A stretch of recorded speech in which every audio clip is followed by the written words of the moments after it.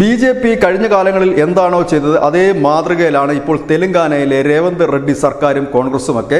അതായത് അവിടെ ദുർബലമായി കൊണ്ടിരിക്കുന്ന BRS എന്ന പാർട്ടിയുടെ അണികളെയും നേതാക്കളെയും അടർത്തിയെടുക്കുക മാത്രമല്ല ഇപ്പോൾ ചെയ്യുന്നത്, അവരുടെ MLA-മാരെയും MP-മാരെയും ഇപ്പോൾ പുറത്തു വരുന്ന വിവരമനുസരിച്ചാണ് BRSന്റെ രാജ്യസഭാ MP അടുത്ത് തന്നെ കോൺഗ്രസിൽ ചേർന്നേക്കുമെന്നുള്ള ചില വാർത്തകളും വരുന്നു. ഇവിടെ BJP വളരെ ഞെട്ടലോടെയാണ് ഇത് കാണുന്നത്. കാരണം BJP-യാണ് സാധാരണഗതിയിൽ എല്ലായിടത്തും ഇതുപോലെ പാർട്ടികളെ പിളർത്തിയും അടർത്തിയും മറുകണ്ഠം ചാടിച്ചുമൊക്കെ തങ്ങളിലെ എത്തിക്കുന്നു എങ്കിൽ, പക്ഷേ ഇവിടെ അത് കോൺഗ്രസ് വളരെ സജീവമായി തന്നെ പരസ്യമായി തന്നെ ചെയ്യുന്നു തെലങ്കാനയിൽ എന്ന് തന്നെ പറയേണ്ടി വരും. കാരണം അവിടുത്തെ ഭരണകക്ഷിയാണ് കോൺഗ്രസ്, രേവന്ത് റെഡ്ഡിയാണ് അവിടുത്തെ മുഖ്യമന്ത്രി.